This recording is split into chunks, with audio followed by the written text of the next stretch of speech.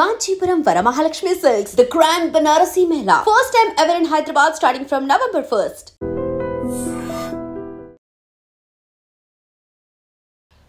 సరే ఇప్పుడు మీరు ఇక్కడ వ్యవసాయం చేస్తున్నారా? ఇప్పుడు ప్రజెంట్ ఏం చేస్తున్నారు? 2009 తర్వాత మీరు రెండు సార్లు ఇండిపెండెంట్గా పోటీ చేశారు కదా, 2018, 2023. మేము పోటీ ఎన్నికల్లో పోటీ చేయటం 78 నుంచి ఇండిపెండెంట్గానే. అవును, చేస్తున్నారు ఇండిపెండెంట్గానే, పార్టీగా. 2009లో ఇన్ని 5 సార్లు వరుసగా గెలిచారు. 2009లో మీరు తెలుగుదేశం పార్టీ చేతిలో ఓడిపోయారు. ఆ ఓటమికి కారణాలు ఏమని మీరు విశ్లేషించుకున్నారా మీరు పార్టీ? 2009లో నేమో ఈ కాన్స్టిట్యున్సీ డీలిమిటేషన్ వల్ల మాకున్నటువంటి ఓటు చీలిపోవటం జరిగింది. వైరా కలిపారు కదా, వైరం. ఇప్పుడు ఇది సింగరేణి మండలం. అవును, ఇది కూడా ఇల్లెందులో ఉండే. దీన్ని తీసి వైరా కాన్స్టిట్యున్సీకి పెట్టారు. వైరా కాన్స్టిట్యున్సీలో ఉండాలి, నేచురల్గా ఉండాల్సింది కాంపెల్లి మండలం, ఇల్లెందుకు పెట్టారు. ఒకటి మాకు గుండెకాయ గుండాల, ఆ గుండాలను తీసాము, పినపాకకు పెట్టారు. అట్లా ఇదంతా ఎట్లా జరిగింది అంటారు? అంటే న్యాచురల్గా జరిగిందా లేకపోతే ఎవరైనా కుట్ర చేసి దీన్ని చీల్చారా? దీంట్లో నేచురల్ అనడానికి ఉంది, కుట్ర, పెద్ద కుట్ర ఉంది. ఎవరు చేశారు కుట్ర? రాజశేఖర్ కాంగ్రెస్ పార్టీ నాయకురాలు రేణుకా చౌదరి 78 నుండి మొదలుకొని 78 కన్నా ముందు ఈ కాన్స్టిట్యున్సీ కమ్యూనిస్ట్ పార్టీ ఉంది. కేఎల్ నరసింహరావు గారు ఎమ్మెల్యేగా ఉండేవాడు. అప్పుడు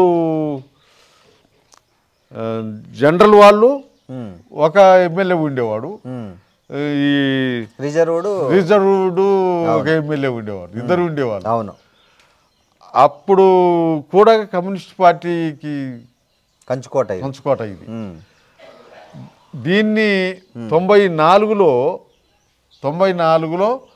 ఎన్టీ రామారావు గవర్నమెంట్ ఉన్న టైంలో అప్పుడు అందరికి వచ్చినటువంటి ఆలోచన ఏంటంటే వీళ్ళని ఎట్లా ఓడియాలా, ఓడియటానికి ఏం చేయాలని అప్పుడు అందరూ ఒకటయ్యారనమాట. 94కి సంబంధించి Telugu Desam party, Congress party, CPI, CPM, BJP వీళ్ళందరూ ఒకటయ్యి సిపిఐ అభ్యర్థిగా ఉన్నటువంటి వీకబ్బాయిని గెలిపేయడం జరిగింది. వాళ్ళందరూ కలిస్తే మమ్మల్ని ఓడేటందుకు ఒక 4000 మెజార్టీ తోటి గెలిచారు. ఓకే, ఏదైతే అప్పుడు అట్లా అయింది. ఆ తర్వాత చౌదరి ఏం కుట్ర చేశారు మీ దీనికి? ఏం లేదు, ఈ వాస్తవంగా గుండాల ఈ సింగరేణి మండలం ఇల్లెందుకు ఉండాలి, ఇల్లెందుకు కాన్స్టిట్యున్సీకి ఉండాలి. ఆ కాంపెల్లి వైరాకుంటుందా, ఖమ్మంకుంటుందా ఉండాలి. అటువంటి దాన్ని తీసుకొచ్చాం ఇక్కడ పెట్టి. కానీ ఆమె ఖమ్మం లోక్సభ, ఇదేమో మహబూబాబాద్ లోక్సభకు వస్తుంది కదా. వాళ్ళు అట్ట చూడలే ఈడ. కానీ ఈ కాన్స్టిట్యున్సీని ఏం చేయాలనేది. ఓకే ఓకే ఓకే ఈ కాన్స్టిట్యున్సీని ఏం చేయాలి, ఈ కాన్స్టిట్యున్సీలో మా ప్రభావం, మా నేపథ్యం లేకుండా చేయాలి. ఓకే, అది సంబంధించినటువంటిది. అది ఒక పొలిటికల్ కుట్ర అన్నమాట. దీని మీద మీరేమి నిరసన వ్యక్తం చేయడం కానీ రిప్రజెంటేషన్? మేము రిప్రజెంట్ చేసాము. సెంట్రల్ గవర్నమెంట్ డీలిమిటేషన్ కమిటీ ఉంది, ఆ కమిటీకి కూడా ఇది ఎట్లుండాలి, ఏం చేయాలని మేము ఈ కాన్స్టిట్యున్సీ వరకే కాకుండా జిల్లాలో ఈ డీలిమిటేషన్లో ఎన్ని నియోజకవర్గాలు కావాలి, ఆ నియోజకవర్గాలు ఎట్లా ఉండాలి అనేటువంటి మ్యాప్ తయారు చేసి తీసుకుపోయి ఇచ్చాం. అందరు కూడా బాగుంది బాగుంది అని అన్నారు కానీ ఇంప్లిమెంట్ చేయలేదు. అదేలే, దాన్ని అమల్లోకి తీసుకొచ్చేటప్పటికి జరిగిపోయేదేదో జరిగిపోయింది. ఒకప్పుడు ఖమ్మం జిల్లా కమ్యూనిస్టుల కిల్లా. అవును, తర్వాత కాంగ్రెస్ కిల్లాగా మారింది. ఎందుకు? అది కాంగ్రెస్ పార్టీ కిల్లాగా మారటానికి కారణం కమ్యూనిస్ట్ పార్టీల వైఫల్యం, కమ్యూనిస్ట్ పార్టీల వైఫల్యం. వైఫల్యం అంటే ఎలాంటి వైఫల్యం అంటారు? ఒకనాడు నాయకులేమో ప్రజల భూస్వాముల దగ్గర భూములు ప్రజలకు పంచి వాళ్ళ కుటుంబాల దగ్గర ఉన్నటువంటి భూముల్ని కూడా ప్రజలకి పంచారు. భీమిరెడ్డి నరసింహారెడ్డి కానీ, మంచికంటి కిషన్ రావు కానీ, వీళ్ళందరూ ఇటువంటి వాళ్ళు కూడా అటువంటి కమ్యూనిస్ట్ సిద్ధాంతం, అటువంటి స్వభావం మారి ఇప్పుడు యాడుందా ఏముందా దాన్ని ఎట్టగా చేయాలన్నా అనే నాయకులు వచ్చారు. ఉదాహరణకు అందుకని ఇలా కమ్యూనిస్టు కోటగా ఉన్న ఖమ్మం జిల్లా కాంగ్రెస్ కోటగా మారటానికి కారణం. ప్రధానంగా తప్పు పట్టాల్సి వస్తే ఏ నాయకుడిని తప్పులు పడతారు మీరు? ఇక్కడ నాయకులు అనే విషయానికి వస్తే జనరల్గా ఈ నాయకుడు ఆ నాయకుడు అనేది కాకుండా పార్టీలోనే అటువంటి ఆలోచన రావటం, పార్టీయే ఆ రకమైనటువంటి ఇది కావటం జరిగింది. ఈ పరిస్థితుల్లో కమ్యూనిస్టుల పార్టీల ఉనికి రోజు రోజుకు భారతదేశంలోనే తగ్గిపోతుంది, ముఖ్యంగా తెలంగాణలో కాకుండా. సో భవిష్యత్తులో కమ్యూనిస్టు పార్టీలు బలపడే అవకాశం ఉందా, లేదా ఉన్నది కొద్ది ప్రభావాన్ని కూడా కోల్పోయే అవకాశం ఉందా? మేమైతే ఇంకా ఆ నమ్మకంతో ఉన్నాం. బలపడుతుంది, వీళ్ళందరూ కూడా అలర్ట్ అవుతారు. మొత్తానికి ఈ వ్యవస్థలో ఉన్నటువంటి ఈ బూర్జో స్వభావం కలిగినటువంటి వాళ్ళందరి తీరి ఆ వాతావరణాన్ని తీసుకొస్తుంది అనేటువంటి నమ్మకంతో ఉన్నాం. దానికి అన్ని కమ్యూనిస్ట్ పార్టీలు అన్నీ కలవాలి, ఆ ప్రయత్నం జరుగుతుంది. అది జరుగుద్ది అని మేము అనుకుంటున్నాం. ఆ జరగడానికి కావాల్సినటువంటి పద్ధతిలో మేము ఆలోచిస్తున్నాం. సార్, ఈ మధ్య కాలంలో మావోయిస్టుల పైన కేంద్ర ప్రభుత్వం ఎలా కత్తికట్టిందో చూసాం. ఎంతమంది అడవుల్లో అకాల మరణాలు చెందారో చూసాము. ఈ నేపథ్యంలో ఎవరైతే మావోయిస్టు పార్టీకి ముఖ్యంగా నాయకత్వం వహిస్తున్నారో వాళ్ళలో ప్రధానంగా మన తెలుగు రాష్ట్రాలకు సంబంధించిన వాళ్ళు మల్లోజులు కావచ్చు, ఆశన్న కావచ్చు, ఇట్లాంటి వాళ్ళు ఆయుధాలు వదిలేసి ప్రభుత్వం లొంగిపోయారు. ఈ పరిణామాన్ని మీరు ఎట్లా చూస్తారు? పార్టీగా కానీ రాజకీయంగా కానీ 83 నుండి మొదలుకొని చూస్తున్నటువంటి క్రమంలో ఈ చీలికలు పేలికలు అవుతున్నటువంటి క్రమంలో మేము ఈ ఉద్యమం ప్రజలకు ఉపయోగపడుతుంది, ప్రజలకి చైతన్యాన్ని అందిస్తుంది అనేటువంటి భావంతో పనిచేస్తూ వచ్చాము.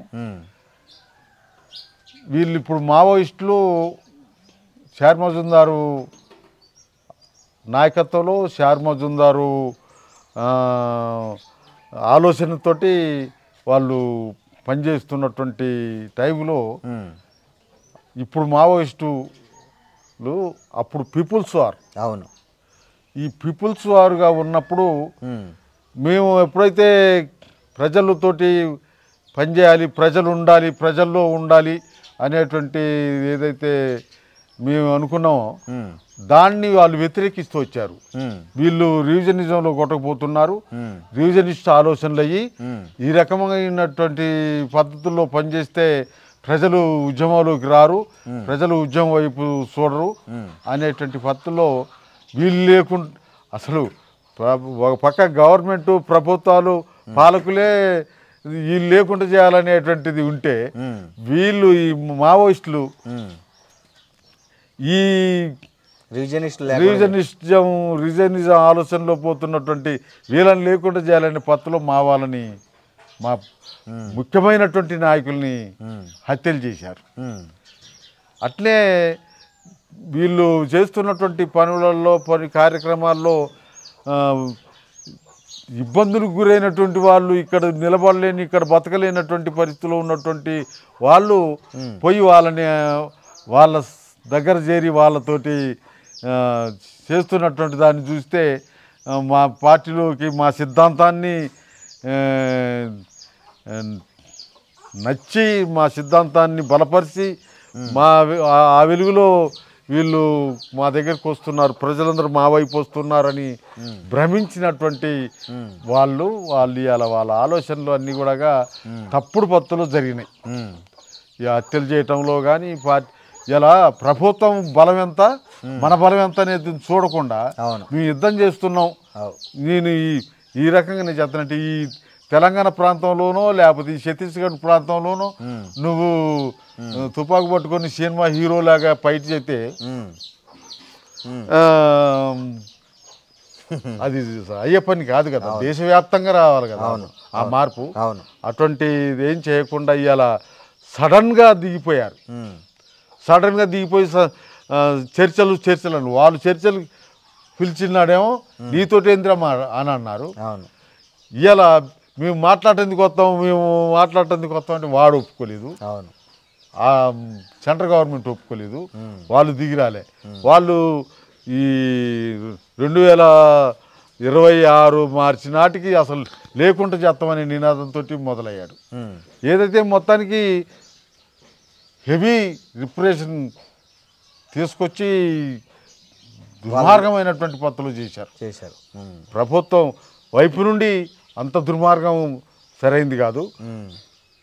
చీకటి ఇది కర్రెగుట్టలు ఇవన్నీ కూడా మరి వాళ్ళ స్థావరాలు అంటున్నారు, మావోయిస్టుల స్థావరాలు.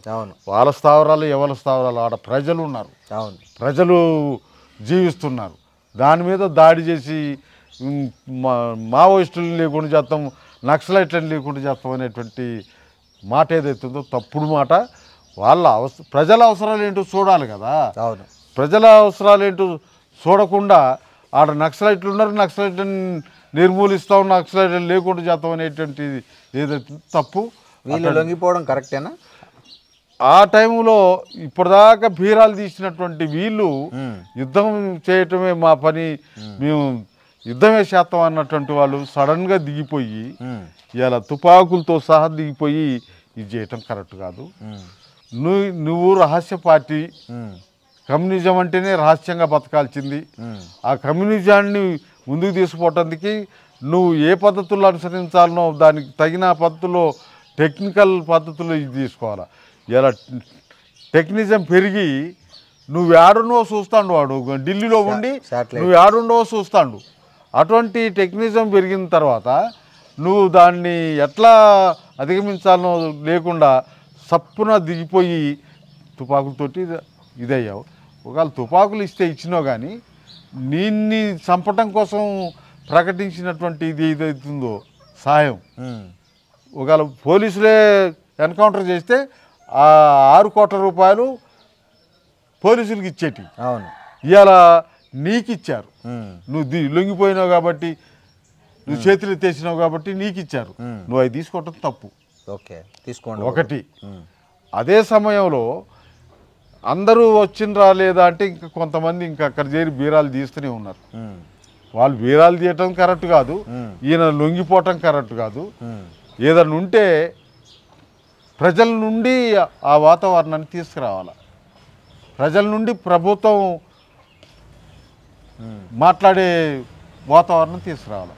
అటువంటిది కాకుండా సప్పున ఇదో పాము నెత్తిన తెల్ల ఉసిరి పెడితే ఇదైనట్టుగా ఇదైంది. తప్పు, వాళ్ళది తప్పు. వీడు దుర్మార్గమైనటువంటి పద్ధతుల్లో ఎమర్జెన్సీ లాంటి వాతావరణాన్ని తీసుకొచ్చాడు. ఎమర్జెన్సీ నాడు ఇందిరాగాంధీ అన్నది కమ్యూనిస్టులు లేకుండా చేస్తా అని, ఇప్పుడు ఈయన నక్సలైట్ లేకుండా చేస్తాను అంటాడు.